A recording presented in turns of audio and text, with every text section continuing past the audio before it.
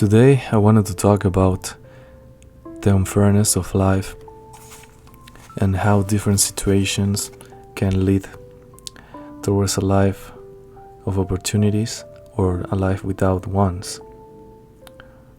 In this case, I will mainly focus on the reasons on why your life can be the way it is outside of your choices or the choices of people near you.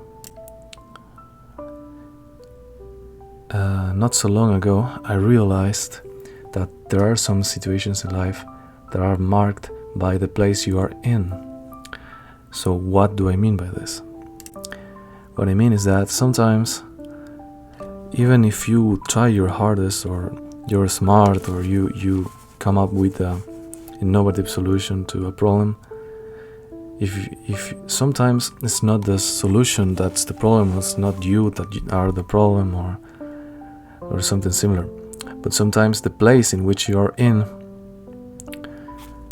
is the problem, and changing environments would solve this issue. In natural selection, we often talk about the environment and the populations.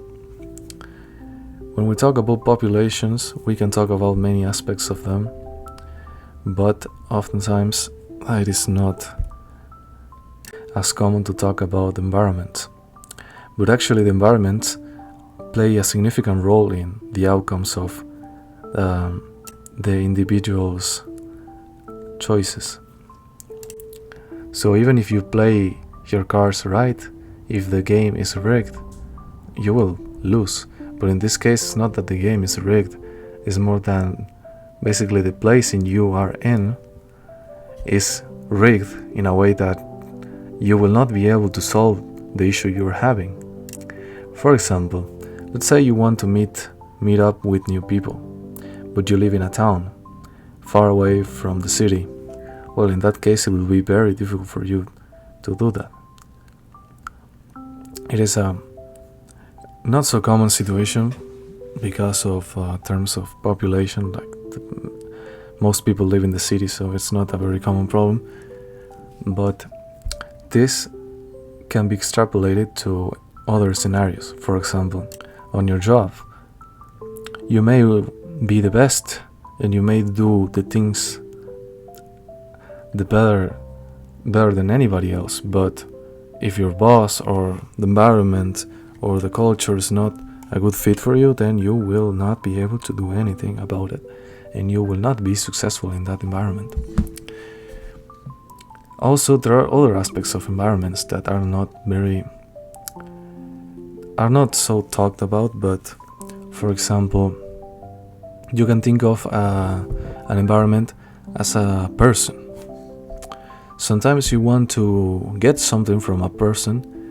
For example, let's say a partner you want a partner to do something, to change something, or just you expect that a person to do something, but that person just never does it. This can be thought of as an environment. The person can be an environment, and you're trying to plant seeds or something. Let's just say that, okay, as an analogy. In this case, you will try to plant seeds on an unfertile soil, basically. It's quite a simplification, but it's interesting to see things with this framework because it allows you to understand more things that you would with other types of thought, basically. You can see many things as an environment.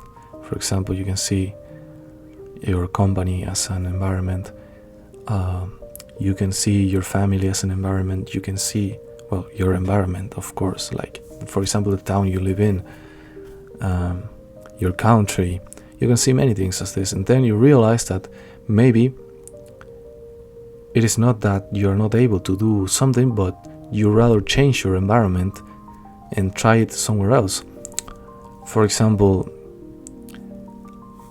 in a Darwinian example, we could say a polar bear would not be fit for an ocean, for example, but a shark would be. And a shark would not be fit for the North Pole, but a polar bear would be. Basically, what I'm trying to say with this is that the importance of the environment, it is very important to take into account the environment when you're not able to solve any type of situation. But of course, this is not the only aspect. There are many other aspects as well. If we keep on with the Darwinian examples, we can think of the genes of the population. Culture can be thought of as a way of developed genes expressed in a certain manner. This is, of course, not a definition, but just a framework that I'm trying to use to explain my point. My point with this is that sometimes certain cultures will not allow certain things to happen, and in order for you to do things that you would like to, or to feel that you fit, you will need to go to a culture in which you fit. So sometimes your issue may be that you're not in the right place, and you should move from there to be able to do whatever you want to do, whatever you want to accomplish. And sometimes the issue is not the place itself, but rather the population that lives in it, or the population that does not live there as well. Basically, as a summary, we gotta take in mind our strengths and weaknesses and assess this with the environment in which we are in. As I said, it could be a city, it could be a country, it could be a company. And when you do, you gotta focus on what the current culture in which you are fitted is focusing on. What is that the culture in which you are is valuing the most?